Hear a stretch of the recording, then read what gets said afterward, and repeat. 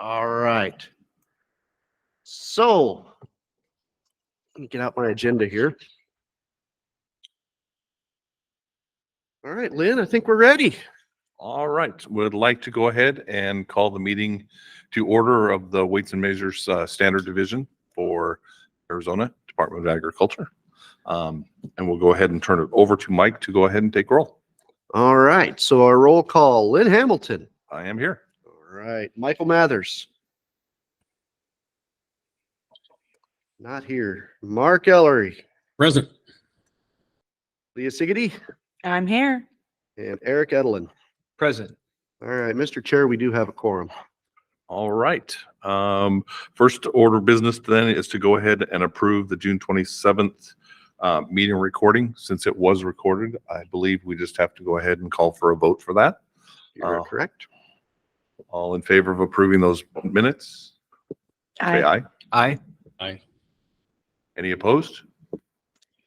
Okay, we'll go ahead and accept those minutes as recorded from June 27th. So now we are just going to turn it over to Mike for a couple of introductions, and hopefully we'll get to go ahead and introduce the new director here and go from there. All right, so I'll start with myself. I'm Mike Brooks. I'm the new director for Weights and Measures here in Arizona. Seems like it's been more than a couple months, but it's been about 3, I think.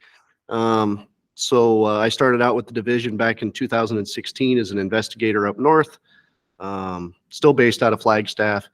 Worked through into a compliance officer, which is like a field supervisor position. Did that for a few years.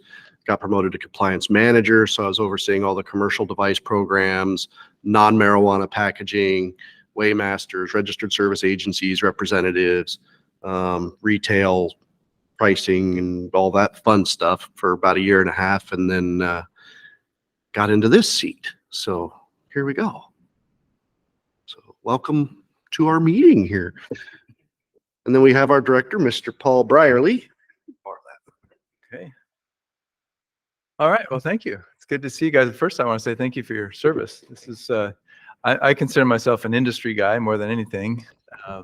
And it's really important to me to keep that input into what we do, and for us to keep that viewpoint of how are we serving industry and what, how are we working with industry, and that's a really important perspective to me, and I plan to really drive that we're always thinking about the impacts of what we do on the industries that we support. So it's really important that we have input in scenarios like this. In fact, tomorrow I have our main advisory council meeting for the department, and we have the same kind of setup where we have 2 people from the plant industry, 2 people from the animal industry, and then 1 from agribusiness. So we'll be having that meeting tomorrow. But yeah, so I come from industry. I grew up in production agriculture, took a little detour, became an electrical engineer, computer scientist, and then I went back to agriculture and production ag, and then I went to work for the Farm Bureau, and I spent some time in the field with the Farm Bureau, and then as their director of organization, and learning all the different issues around the state. And then I had a stint for 9 years down in Yuma, working for the University of Arizona. I ran a ag research facility or entity down there, a public-private partnership. So again, I'm very used to trying to understand the needs of industry and meeting those needs. So. And then I was very fortunate to be selected for this position, and couldn't turn it down. Although I told them, let me think about it for the weekend, because I had a good gig going down in Yuma. But I'm back up here. I live in Phoenix. Excited about the position, and yeah, like I say, it's 300-person agency, a lot of different divisions, a lot of stuff going on, a lot of issues with water and other things. So yeah, I just have to really figure out where to spend my time most effectively, and again, trying to make the agency run well, and then trying to weigh in on the issues that are going on. And we were real happy to bring Mike on. We had actually a couple people within the division that were very good candidates, and Mike was very highly thought of by his colleagues, and so we were happy to put him in this position, and been working well together, and happy to support whatever he's doing, and my door's open if you ever have any questions or needs. So, Great, thank you. and, and Mark, to you too. I'm not forgetting the online. No worries. Great to have you in here. Yeah, thank you. Thank you. Yeah. Appreciate you coming down to say hello. You bet. I popped into his office like 10 minutes before the meeting. Hey, we're having a meeting if you want to come say hi. Mhm. Yeah. Oh, it's pretty normal. I'm getting used to it. So, Yeah, that was one of my things, is try to have a little more in person. I appreciate you guys coming in. Yeah. I think it's valuable. So it was one of our discussion points as we looked at him taking this position was, can you be in for these kind of meetings? Yep. He agreed to. oh yeah, it's not bad. It's a good opportunity It to is. just focus on stuff, that windshield time you think, so when I was out in the field, I had all kinds of windshield time, and I think I used to drive Michelle Wilson a little crazy because I'd call her and say, I've been thinking about, and she'd be like, oh, here we go. So anyway, but yeah, glad to be here. If you'd asked me 5 years ago, hey, you going to be the director someday? I said, no, I like being out in the field. Why would I want to do that? But yeah, times change. Yeah. So I'm excited to have it and figure out the directions to carry the agency and have ideas, but haven't finalized anything yet. But So it's a good transition to have an inspector go to director, to have that transition, because you have the perspective of the people, the internal people. yes, that's, I know what the field staff faces, but I've also had the exposure to, okay, what's the other side of the coin? The administrative side. What are the issues that are the challenges there? So I've had, now I've had exposure to both of them. So the fun is keeping a balance between the two. It's like, yeah, I know the field would love to have brand new equipment every year and everything, but there's budgets. And so, that's just the very low level, but, Yeah. so. Now you have that So- perspective. And then, building a team to help support everybody, and make sure that everything gets done the way it's supposed to. So, I did tour the metrology lab. That was really That's neat. interesting. Yeah. Very neat. Yeah, I toured that, and then I was in Kansas for a tour of a facility there, and we toured the Kansas metrology lab, and I dare say that ours was a little better equipped. There you go. That's great. Yeah, I was going to say that's one thing that we've always heard about the metrology lab here is that people are sending their stuff here to be weighed and calibrated and measured and all that kind of stuff because of the facility that we do have here in the state. Yeah, and I think we're going to face some budget challenges this year. There's a projected large deficit at the state legislature, and so one of the talking points I have is that facility actually brings in more money than it gets from general funds. Mhm.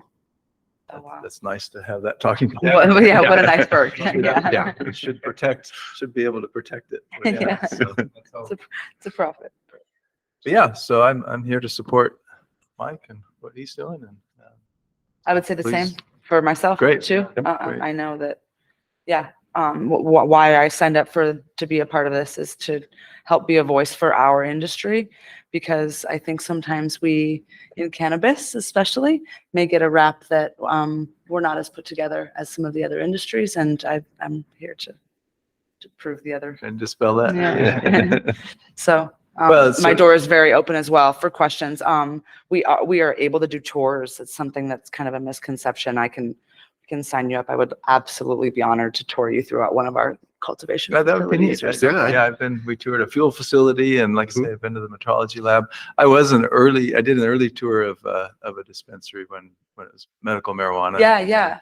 The dispensaries are great. Cultivations are great. You get to really see, we have cultivation and manufacturing happening right now as Okay. well. So things that you really get to see, which Yeah, I think that they were- it'd be a nice perspective. They were cultivating in the back of the dispensary. Of course, yeah. Right. Yeah, the good old days. Yeah. Are free samples provided? This is Arizona. As long as you're over 21, there's an opportunity for you to get samples. Yeah. only on Tuesdays. Yeah. Well, It come was on act- down here. I'll get you some free gas. Yeah. It was actually super interesting. I kind of moderated the panel, I guess, about it at a dispensary. And our speaker was, trying to remember his name, but he had been a prosecutor, I guess, at the he was a federal mhm. prosecutor. And he was also Mormon. He said he'd been brought up his whole life, you know, how bad drugs were and this and that. And then he'd been a prosecutor, part of Reagan's war on drugs. And but he had a stepson who had unfortunately been hit by a car, I think, and a major brain injury, and Wow. and just life was hardly worth living for him. And Mhm. and they tried everything, and his wife tried medical marijuana, and it Change their life. changed his life. And he said, I don't know why, I don't know how, but it did. And It so he was is. in this odd situation of it being Countless stories. illegal, Yes. but you know, but Life-saving. needing to do it. And Yeah. so they had this thing worked out where his wife would bring it into the house when he wasn't there and stuff, so he wouldn't be Don't mixed ask, with don't it. tell, kind of. Yeah. And so he came out vocally as a big proponent of the Big medical advocate. marijuana Yeah. program. Countless stories of mothers and fathers that have been in that situation. As a parent, you know, try everything in Yeah. those cases, you Yeah, know, so- or a husband or a wife or a brother or Yep. a sister. In those cases, you try everything. So I think he had retired, and then he was able to come out as an outspoken advocate. there you go. so. There you go. Yeah. Nowadays, luckily, 27 states, I think now, that have legalized in some form. Well on the way to obviously descheduling, hopefully in the next year or so. So help us all with taxes. Give me some more time to be around here. Yeah. Yeah. Have some more Yeah. conversations. Well, I would love a tour if we can work that Oh, out. please. I would absolutely. absolutely. Yeah, that would be wonderful. Great. Well, I'm going to leave you guys be. Thank you for your time. It's a pleasure. Thank you. Thank you. You bet. You bet. Thank Oh, it you was guys. wonderful to meet you. Thanks, Yeah. Paul. Appreciate you guys' service. Thank you. Take care, Mark. Take care. All right. Have a great day. You too. Rest of your We'll day. see you later. All right, so we've got other updates. I suppose we skipped over the transportation fuel supply survey. We'll back up to that one if we need to. I got ahead of myself, but I kind of wanted to let Paul do his thing. So other updates within Weights and Measure Services Division. We finally hired another investigator up in Northern Arizona. She's been with us for about 2 weeks now. She's based out of Snowflake area and learning the ropes up there, and that'll help. We've had one guy cover in Northern Arizona for a little over a year now. So once she gets trained up and cut loose, that'll be a huge benefit to our guy Dan up in Ash Fork. That's going to help him a lot. And then let's see, other updates. When I got promoted to director, that opened up a compliance manager position. Yesterday, I actually offered, we went through the interview process and the whole 9 yards, and we made our selection, a gentleman by the name of Chad Pillier. He's been one of our compliance officers out in the field for a few years now. So he starts as compliance manager next Monday, and he'll learn the other side of the business. He's really strongly technical minded. He served with the Western Weights and Measures Association Specification and Tolerances Committee, and he's been one of our propane inspectors for years, and he's really good at what he does. So I think he's going to be a good fit for coming in and leading the charge on retail inspections and commercial devices and all the fun stuff that I used to do. And then, of course, him being a compliance officer, well, now I'm going to have a compliance officer opening that I'm going to have to fill. So hopefully we'll have everything all settled down within 3 to 6 months. So there is that. As far as legislative updates or anything, really nothing brewing at this point in time. There's minor discussions, but I don't think anything's ready for the prime time yet. You know, just there will be some updates coming along, but I don't think any of it's going to be earth shattering. Mark. So you're planning to run something? No, not currently. Not currently. There's nothing like on the verge of running at this point. There's obviously, we're always discussing little things that we might need to change as time goes by, but there's nothing definite at this point in time for anything yet. I know that Vince and Michelle are always kind of working on stuff in the background. So, but nothing to run at this time. Okay. So, I don't anticipate anything starting to run before our next advisory council meeting. So, Let's see. So any other questions about AZDA or WMSD updates? And then I'll talk about the transportation fuel supply survey. Just the one question about the risk-based inspections that we were working on before, or that was being worked on before. Yeah. Is that something that will be presented as part of the I know it was part of the, one of the processes last year was what started. And just wondering if that's going to be presented or adopted, or if. So the risk-based plan is actually in use now. Oh, okay. It's been implemented. I can't say a whole lot about how it's doing at this point because it's only been a few months. So we're kind of letting all the speed bumps kind of work themselves out. The inspectors have liked kind of having this master list. Here's what you need to work on over the next couple of years. They've really enjoyed that. But there's been a little bit of stress because people will be like, oh, I don't know how I'm going to get 42 of those done. And it's like, we're 2 months into it, just work towards it, So, there's been a little bit both ways, but I think part and parcel, everybody's getting really used to it.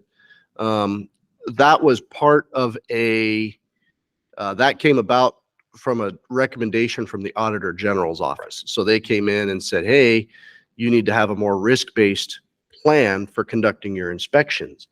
And that was the byproduct of that was our risk-based inspection plan. And again, it takes items, the various inspections that we do, kind of assigns them a weight. That weight is determined by chiefly the compliance rate. How has that industry done in the past with inspections? The lower the compliance rate, the higher the weight, basically. There are a few inspection types that we just absolutely have to do, no risk involved. It's just, it is what it is. Vapor compliance, vapor inspections for vapor recovery and complaints. Every complaint we get, about 99.8% of them, we try to go out and investigate. Every now and then there's one that's like, what are we going to do with that? But we try to at least respond to all of them. So like I said, what that risk-based did is it took all the various inspections that we do, gave them a weight, gave them a risk, and then we divided, okay, well, here's how many staff we have. Here's how many of each of these locations are in their areas. Here's how many hours they have to work. Here's what each inspector knows how to do, and broke it all down to, okay, well, you have to do 27 of this, 19 of that, 42 of these, 17 of those, and it's a 2-year rotation. So at some point, probably next month when everything is cooled off a little bit, I'll jump in and review the numbers and just see how everything's going. Our compliance officers have been keeping a really close. They actually run the numbers once a week for their folks just to let them know how they're doing. Are you ahead? Are you behind? Are you doing too much of the easy stuff right out the gate? Should you be maybe tackling some of the hard stuff now that it's cool? Stuff like that. And there haven't been a lot of red flags popping up from their review of it at this point in time. So, it's going to be an adjustment in thinking. Just, for years we were on what we called the 3-year plan. All the major stuff that impacts consumers, we inspected every 3 years. Gas stations, grocery scales, mass marketers, like, your Walmarts and your Targets and stuff like that. It was just a 3-year rotation. One of the side effects of that were there were a lot of areas that we have regulatory authority, but we weren't really doing anything in those areas. Timing devices, water measuring devices, and even the packaging inspections, where we go and you say, okay, candy bar is 6.5 ounces. Is it really, those sort of things. But we were so focused on doing the big stuff that the little stuff, I don't want to say little, but it wasn't deemed as important. And so part of this risk-based, what it allows us to do is look at more of these other areas and say, okay, let's spend some time on this. Let's spend some time on that. Ideally, what will happen is we'll get through 2 years doing the plan, and then we'll have numbers to evaluate and say, okay, how did the compliance rates do in the lowest areas? Did they get better? And then how did the compliance rates do in the highest areas? Did they get worse? Because one thing that we had noted, like fuel devices, gas stations, really high compliance rate, over 99% compliance rate. So their risk is minuscule. They exist, basically. One of the concerns that we want to keep an eye on is, okay, after 2 or 3 years of doing risk-based, where the fueling stations are not getting as much attention, is that going to cause their compliance rate to start to drop while others increase because they're getting more attention? So it's going to be a juggling act. You know, I don't want to let one segment of the marketplace fall down to bring up others. But at the same time, I've only got 14 inspectors, you know, so, of course, there has been talk of adding more inspectors, but as Director Brierly mentioned, there is a forecast deficit in the legislature at this time, so I don't think I'll be adding any inspectors this year. So, you know, we're just doing the best we can with what we got. One of the things that will be coming down the pipe for us at some point is going to be electric vehicle charging, because typically they charge for they charge a fee either based on time or by the amount of energy that you consumed. If it's by the amount of energy you consume, that's where we're really going to get interested is, okay, so now you're metering electricity and you're not a utility. Okay, now we're going to have to get into it. You know, having talked to Director Brierly, that's something that we're interested in getting into as we need to. The biggest hurdles there are going to be getting the regulatory authority to do it. It'll have to be a statute change to give us the authority to license and test those devices. And then there would probably be some rule changes to go along with it to tie it all together.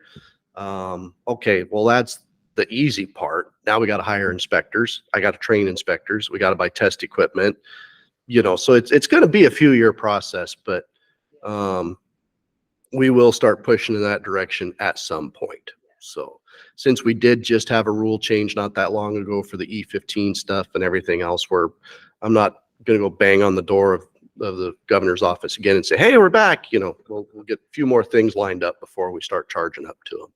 So And probably see how some of those states do it that are already further along the process of having more vehicles and do that. yes, As well. exactly. It'll be Learn from their mistakes. rather than watch go the ahead and- neighbors, see what the Right. Joneses are up to. The Joneses in our case are California. All 53 of their counties, because weights and measures in California is a little bit different. It goes by county. So there's the state office of weights and measures, the Division of Measurement Standards. They set the standards for all the counties to follow. So then the 53 or 58 counties each have their own weights and measures departments. So they try not to, but yes, in practice, there are variations among the counties. That's a good way of putting it. But they have been doing EV regulation for years. Right. So part of it's going to be, okay, what worked for them, what mistakes were made, what didn't work. One of the things that a lot of the states were waiting on was for the code in Handbook 44. Handbook 44 is the specifications, tolerances, and other technical requirements for commercial devices. It's published by the National Institute of Standards and Technology, but everything that's in it is a product of work through the National Conference on Weights and Measures and the Regional Weights and Measures Associations. So just from the ground up, you invent the greatest, you know, commercial bread slicer and scale in the history of everything. Well, now you want to get this weird device into being used. So the first thing you're going to do is probably try and get it type approved. All right, I've got this new scale and it slices the bread while it's at it and it deducts the weight of the crumbs and it's great. So you're probably going to get it type approved. Okay, well, that's great. Well, now you got to possibly have a procedure for how to test this device. You know, how thick are the slices going to be or whatever. Well, weights and measures is going to do the testing. All right, well, now we got to come up with a test procedure. Cool. So that's going to go in Handbook 133, which is test procedures for packaging, but that's also decided at the national level. So it's going to start out at the regions. You're going to pound your feet at each of the regions and say, hey, I got this test procedure for my bread slicing scale. And you're going to get all the regions to buy into it. And you're going to hear all kinds of input and changes and things you should do. Well, now, boy, it gains some traction. It's got to get approved by the national. So then it goes to the national conference. And they say, well, what did the regions say? And well, the Western liked it, Southern liked it, Central wasn't sure, and Northeast said it should be assigned. Okay, what do we want to do with it? Let's put it to a vote. All right. And then if it wins, hey, your new test procedure to go with your brand new bread slicing scale is in. But everything in the handbook started this way. So most of the current items that are at least on the Laws and Regulations Committee, I'm chairing the Laws and Regulations Committee at the National this year. Most of the stuff that's on their agenda has to do with electric vehicle charging, There are a few items for cannabis. And then just your smattering of other items. Liquid propane gas has a fair number of items. So those will all get discussed. And if they get approved, whatever specifications, whatever laws and regulations they're affecting will go into the respective handbooks. That's in October. Is that the one that's in October? That meeting is usually in July. So the national has two meetings. They have an interim meeting in January. So that's coming up next month. I just bought my plane tickets yesterday. And then there's the annual, which happens in July typically. Great. And then the Western Regional meeting is usually in September. Okay. So the next one will be in Las Cruces, New Mexico. I don't remember the dates. And then after that, it'll be in Bozeman, Montana, somewhere in Montana. So, Well, you hit all the big ones, don't you? yeah, yeah. And I'll also be serving as the president of the Western in 2 years. So it's been a busy time Yeah. in my life. So anyway, so yeah, part and parcel, that's how everything makes it into the handbook. So when it comes down to the electric vehicle charging stuff, I knew I was going to bring it back somewhere in there. For years, that code has been in the handbook as a tentative code. So it wasn't enforceable. It was just, hey, everybody, it's here. Go play with it and see if you can figure out how it works. So the Joneses next door, California, yeah, they played with it and they figured out everything that worked and everything that didn't. And then they brought it to the council and they said, hey, or the conference and said, hey, we got to fix it. So it got fixed. Last year, it was actually adopted into the handbook. No longer tentative, it's the code. That's something that Arizona was kind of waiting for. However, Arizona adopts the handbook by a specific year. So when we do a rulemaking, we say this is the version of the handbook that we're going to adopt with this rulemaking. We're still in 2022, which has the tentative code for electric vehicle charging. So there's nothing I can even point at and say, hey, so when we do our next rulemaking, whenever that happens to be, like I said, I don't have any definite, well, this is when it's going to happen. Then, we'll actually be able to adopt a version of the handbook that has the EV charging code. And okay, now stuff will start to get interesting. So that's where that stands. Okay. So any other questions for AZDA WMSD? All right. Well, Mr. Chair, with your permission, I'd like to talk about the Arizona Transportation Fuel Supply Survey. So Arizona has been working on a transportation fuel supply survey. The purpose of this is to gather input and suggestions on potential improvements to promote the availability of fuel. Basically, there have been times of market tightness within the last year. There's been more times of market tightness than we're used to seeing. So one of the things that our agency has done is to start just surveying the transportation fuels, more of the infrastructure side. What do we need is there anything we can do to make fuel more available? Does that mean increasing supply? Does that mean pipeline work? Does that mean, so we're doing this survey. It's going to go to basically all the folks involved with that side of the petroleum industry. There will probably also be some retailers included in this, would be my guess. But Michelle Wilson and Vince Wolpert have been working on that. They've got their draft survey, but yeah, they're going to send it out to everybody that knows realistically anything with a certain amount of authority, to figure out what challenges are they facing, what issues are they having, is there anything we can do to make the fuel supply more stable? Right now it's doing okay. And I'm sure if we had too many issues, Mark would be back there going, but so far it's doing all right, but we're trying to, there were 2 waivers issued in the last couple of years from the EPA. That's a big deal because what happens is in Maricopa County, if you look out that window right now, it's kind of smoggy out there today. So what the air quality rules are trying to do is prevent that and make the air quality healthier for everybody to live in. So the EPA has these limits. All right, this is how much particulate can basically spew forth from the vehicles. Well, how do you get the vehicles to promote or to produce less? The fuel that you put in them. So they regulate the fuel. How much vaporization pressure it has. There's all these things. Mark could explain it really well. I'm not a fuels specialist. But basically what goes in is what comes out. So they regulate what goes in. What has transpired of that is Arizona has a boutique fuel blend. We're the only ones in the country that use this fuel blend, and none of it is made here. It's all made in other states and piped in here. So anything happens along said pipe, we start getting market tightness. So at the end of the day, what can be done to ease this potential for market tightness? And that's what the survey is hoping to determine. Now, the fun part is, as an agency, we don't have a lot of regulatory authority to say, well, we'll just change it to this. Weights and Measures is what we call a fuel agnostic agency. As long as your fuel meets our requirements, fair game. It's DEQ and EPA that are ones that actually say, okay, this is the fuel that has to be burned in this area. It's called a state implementation plan. Say it 5 times fast, it gets easier. So what we would potentially be looking at with the information from this survey might be going back to EPA and Maricopa County and everybody else and saying, look, this is what everybody says they're having difficulties with. Okay. Now, maybe they come to the table or they don't. But at the end of the day, Weights and Measures is just going to say, well, does it meet our requirements? But since we have contacts with an agency, they asked us to please do the survey. So here we are. Even though we can't do a whole lot about it, we still get to do the survey. So it's been interesting. It's been interesting. So any questions about that one?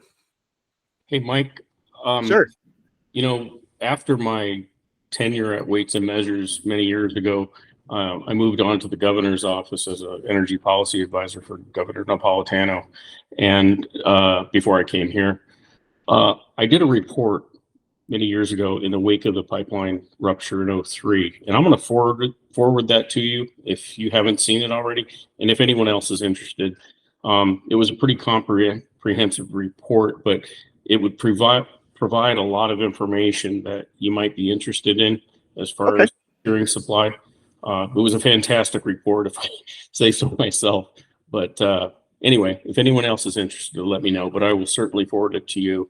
Well, And thank you. Michelle may have it from a long She time ago. may, but I wouldn't mind laying my eyes on it. And if you Okay. send it, I have to pester her for it. I will do Mike, that. Mark, I would love to see it as well. Okay. And Yeah. as far as the legalities of responding to individuals, I believe I'm correct, and everybody else there, the attorney said that I could do that to individuals, but not to everybody as a group. Is that correct? Correct. Yeah. To avoid it being an item that would have to be considered as a public item. Okay. If you send Okay. it to each of us individually so that any discussion that occurs from it is individual, it should be. Okay. I'll do that. Watched that meeting yesterday. So so yeah, All right. So thank you, Mark. I appreciate that. I appreciate that. So yeah, and that's one of the Fuel things. blend is very interesting. Yes. Arizona is, and are there any other states that do the same type of thing, just a different blend? So Texas has well, I'll talk about Texas first, then I'll talk about the Joneses. Texas has a special fuel blend that they use in certain Okay. areas that has But they make their own. They have their own oil Right. fields right and there. a lot of our, what they call cleaner burning gasoline is our brew comes Okay. from Texas. The Okay. others that have a very special blend are California. They have CARB phase 2 and CARB phase 3 fuels. Very- California Air Resources Board is CARB. Yeah. So, there's discussion, well, could we just use CARB phase 2 or phase 3 fuel? There's all kinds of different things we're looking at. Would those be acceptable things to Right. the industry? There's been some talk, well, maybe CARB phase 3 is more expensive to blend and nobody's going to want to, so there's all kinds of, there's, 10,000 arms on this octopus, Very unique. and yeah, We always do things funky here. yes. Yeah. Yeah. Well, and it's, I kind of like the uniqueness. I don't mind being a bit. well, and I mean, it's a case of a great big city in a valley where air is a problem. That's what spurred all of this. I mean, up in Flagstaff, we don't have air quality rules up there. Very None of true. this stuff that you guys have to do down here applies up there. Right. Oh man, doesn't spew the settle. vapors. Who cares? So it's a different beast. down here. It is very unique. So, you know, there's a lot of variables that come into play, but like I said, at the end of the day, they're trying to come up with something because of course the big question is always, what does this all come down to? Price. Yeah. How expensive is the fuel? So, you know, there's some folks in rather high places that are starting to ask these questions. Hey, how do we get fuel supplies to be less expensive? You know, so trying to get ahead of the game, you know, get some of this information so that when it roils its ugly head again, you know, we'll be ready to respond. So, but yeah, certainly that report from Mark, that'll be interesting to see as well. Because a lot of what we're working with right now is based on the 90s. What they have to do to change that state implementation plan is they do what's called modeling. They have these models that, you know, you feed it the input. Okay, this is the kind of gasoline we'd like to burn. And through the magic of numbers and engineers and the whole 9 yards, it spits out, well, this is what your air quality is probably going to be. So then they look at these models and they say, okay, what fits? Well, that doesn't work. That doesn't work. That does. So you got to try and get something that'll satisfy the models to prove to EPA that, hey, this will work. All right. Now, the rumor that I've heard, and I'm not saying this is gospel, but I heard even during the COVID shutdown, when nobody was driving, we still didn't hit our air quality numbers with no cars on the road. So it's a challenge. There's a lot to go with it. And, you know, you think about it, what's Weights and Measures' biggest goal in life? Is a gallon and a pound a pound. That's what Weights and Measures does. But in Arizona, it's also air quality. Okay. You know, a couple other things. Yeah. Yep. So anyway, that's my 20-minute talk about transportation fuel supply survey. So Take the survey. yes, if it comes to you, Take the survey. comes to you, take it. All results will be confidential.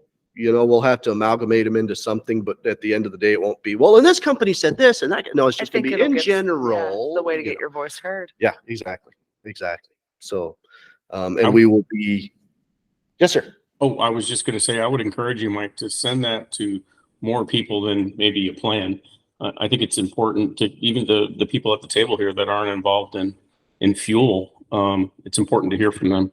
And even a company like ours, you know, make sure it gets to myself and a number of people here because you want more perspectives than just one person here at CalGet.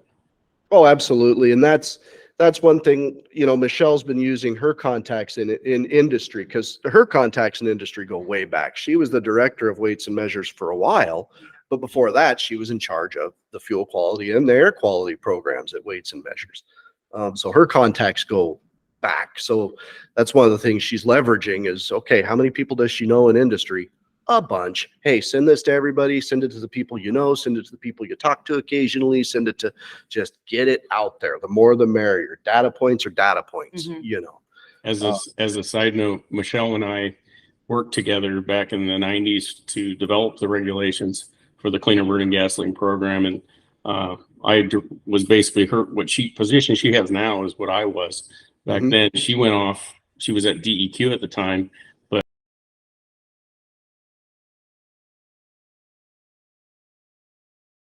Yeah. I used to joke with her, you know, people would say, well, I have questions about vapor. And I'd say, well, call Michelle. She wrote the rules. And they'd be like, what? Yeah. Really? Yeah. So she definitely has a lot of involvement with it. And I've heard of Mark being at Weights and Measures in the past. And you know, that's something I always think about. What was Weights and Measures like 20 years ago? And some of it I don't want to think about. And some of it it's like, man, that was pretty cool. So anyway. it's a lot better now. Yeah, that's the impression I come away with is that it's a lot better now. Yeah, it was Wild West back in the day. Yeehaw. So Seem to have come up with a whole lot of good stuff that's still sticking around. So yes.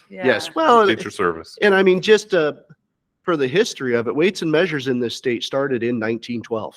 Started with statehood. Wow. And of course, at a national level, it goes back further than that. But 1912 statehood, there was the inspector of Weights and Measures. There's one dude. I figure he had a horse and maybe weights.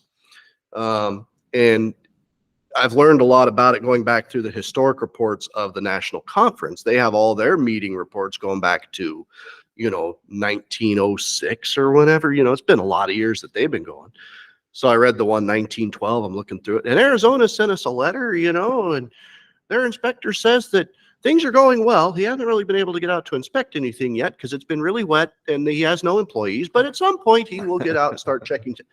Whoa, so On his horse. on his horse. Yeah, I figured climb on a train and take your Yeah. weights and off you go to wherever and just wander through town checking scales and stuff.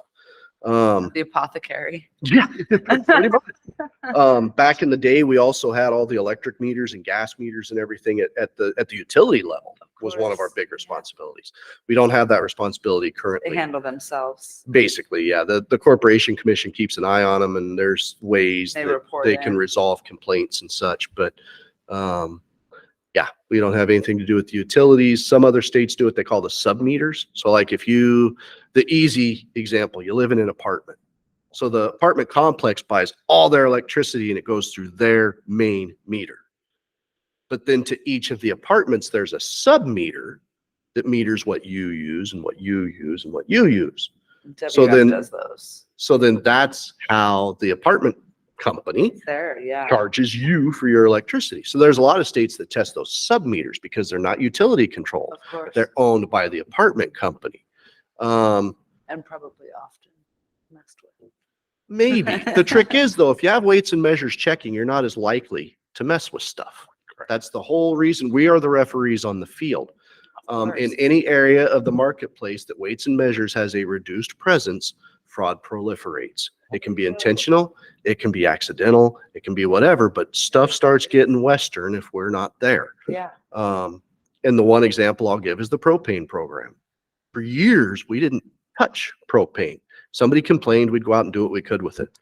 Well, then we got serious about propane, sent some guys to class, bought some new equipment, figured out what we were doing wrong. Oh, wow. Now our propane program is fairly strong, not as intense as I'd like it to be, not out there just really, pounding the pavement and getting stuff done, but they're doing the best they can. Again, the LPG inspectors are part of the 14 that do everything. But the compliance rate in propane been a little low because we weren't there. We didn't have a presence in that marketplace. So that's when I said earlier, I'm worried.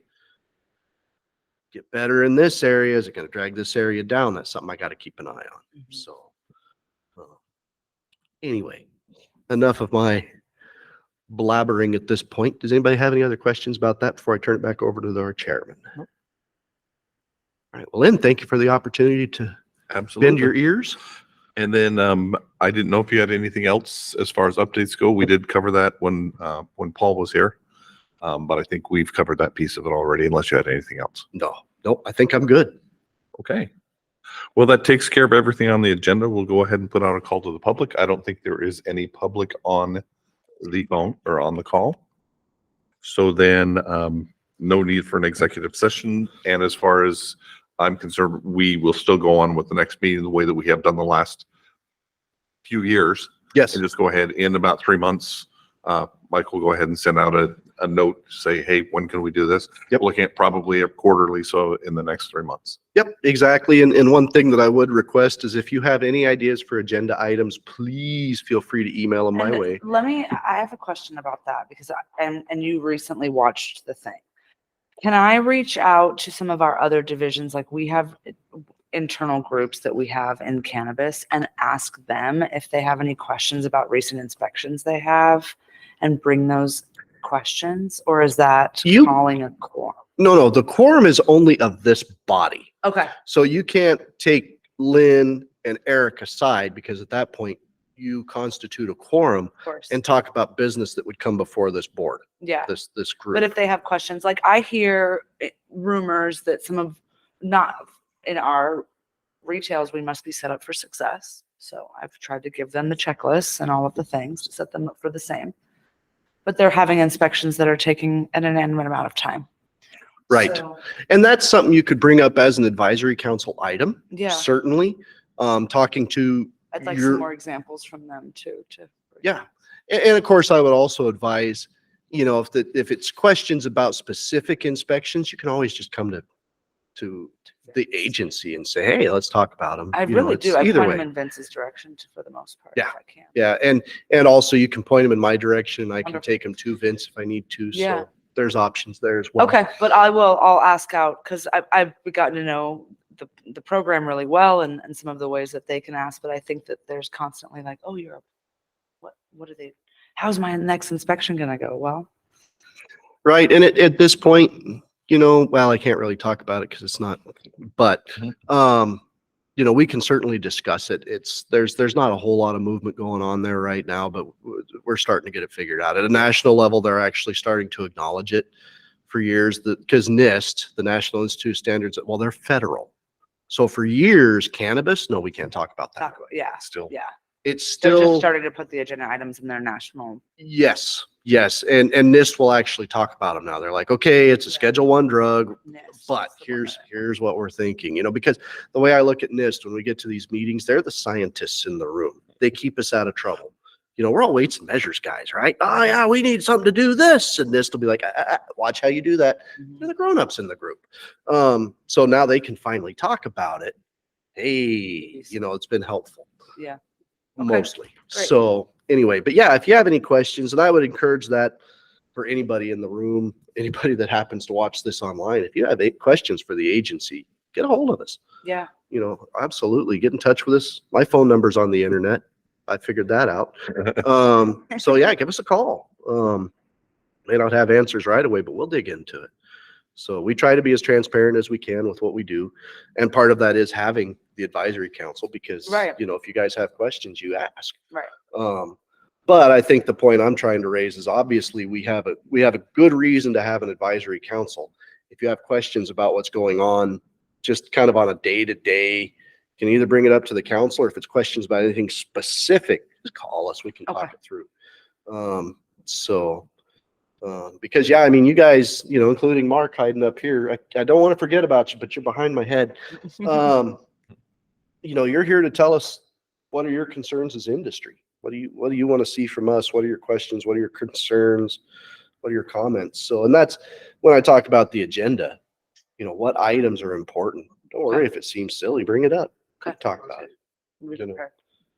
Because like I said, there's been times when there's been issues that, like you said, I don't know if this is the appropriate setting to necessarily bring it up, or if it's, chain of command type thing, you don't want to be jumping over, people, potential issues that we've already discussed with, maybe compliance officers or managers. Right. So, like I said, kind of try to be respectful of the chain of command, but then, also want to be, a meaningful contribution to the group and to the council. as Right. well. So Right. Well, it's kind of trying to juggle that as, as far as, what's appropriate to, Yes. to bring to the council. which avenue is the appropriate avenue? Yeah. And Yes. I'd say if all else fails, ask to have it put on the agenda and Mhm. we can talk about it as a If body. it's, and I if feel we if it's a decide question we more have, of a- maybe we all have. Yeah. Yeah, that would be the thing I would think of it most. Is it something that's affecting more than just your company? Mhm. Yeah. If well, it's makes ju- sense. And also the conversation that you just started. For example, how does an inspection actually happen? And with people doing more than one inspection, if somebody's using my industry, for example, where they're doing pricing, we're doing package inspection, we're also doing scale inspections, it could be a fuel center out there, could do it, and we're trying to do as many of those at one time. How does that affect the business Yeah. when you're in there? Yeah. So even though we talk about, how does an inspection happen? And it would be based on industry and what do we have to do to be aware of that and let our teams know. Exactly. what they're- Right, Exactly. And that's certainly something at like an agenda level we could discuss. Great. And I could always bring in, I could either talk on it myself because I've held Definitely. pretty much all the hats, but, or have one of the management folks come in and just explain, here are the concerns. That's why this whole thing exists, is so Great. that you can talk to us, we can talk to you. It's an open forum that the public can be involved in. But yeah, absolutely. But I'd say the guidelines again, is this just a question on what happened at my location in Buckeye? Call the office. Man, this is affecting the entire industry and I bet it's affecting Hearing everybody about it else more. too. Bring it here. Great. And, I'll be cognizant if you're calling with questions to me and I'm like, that might be something that'd be good for the advisory council to talk about. I can Okay. recommend adding that to the agenda. Right. But yeah, absolutely. Any of the stuff you think about, bring it up. There's only so many times I'm gonna be able to update you on risk-based, before it's just like, yeah, they're doing it. So absolutely, what, think of it from the perspective, what will give you the best bang for your buck at this meeting? What's the stuff that you really want to discuss? And if nothing else, you bring it up. We know it's out there. We can start. And of course, I put the agenda together, so I know what's coming. Yeah. So I can try and get my duckies in a row from the agency perspective to tell you what's going on. So That sounds great. one thought that I've had is trying to pick the dates for like next year's meeting, just kind of tentatively set the next 3 meetings on the calendar. And I can email you all individually and say, hey, these are my thoughts. We did this one in the morning just because, I didn't want to stretch into 5 or 6 in the afternoon and then have to go back up the hill if it was snowing, which not a problem today. But we could talk about times, which days are the best, try and get them hammered out a little bit ahead, A, so that you folks have a better idea, and B, so that I'm not going, oh crud, I need to get an advisory council meeting scheduled like yesterday. Yeah. So, I'm still learning all the backside, as we say, of the industry. Oh yeah, I'm the one that's got to arrange all these meetings, come up with all yeah, that's me. Okay, cool. So I'm happy Anyway. with that. Yeah. Yeah, Let's do a year schedule. So I will let you guys know. I'll go back and I'll make myself a note right now. Still have a sticky note right here. Advisory council next meeting. Okay, cool. So I will get that set up and email y'all. I'll try and have a call out. Basically, I'll just say if there's anything you want on the agenda, once we set that next meeting date, try and let me know anything you want on the agenda up to about 2 weeks before the meeting. You got So it. other than that, open season, send me emails, give me phone calls, whatever. When we get up to about 2 weeks ahead of the meeting, that's when I'm probably going to say, look, I'm closing the agenda and I'm going to get it posted. Right. So there is that. But part of this process, I've had to learn how to edit the website. Hey, all right. So That's great.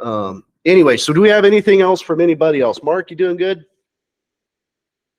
Got a thumbs up from All Mark. right. Good. Mr. Chair, it's Anything else, yours. Ed? All right, then we don't have to move to adjourn anymore. So we'll just go ahead and we'll hear from Mike about the next meeting, and we will talk to you all soon. All right. Thank you for participation. Thank you Well, guys. thank you. And- Yeah. thanks for And Mike, coming in. congratulations on the new position. I think you're going to do Thank you. well. Thank you. There are times that I'm very grateful, and there's other times that it's like, oh, what I do. So, who did I irritate? But Congratulations or condolences, depending either on the day way, of it the week. depends. Tuesday's usually condolences. Yep. So anyway, Take care, everybody. see you Thank later. you. Happy holidays to everyone. Yeah, happy holidays, everybody. Safe holidays to you. All right. So now we're going to stop sharing. I'm going to find the meeting and we're going to say stop recording. All right. Thank you.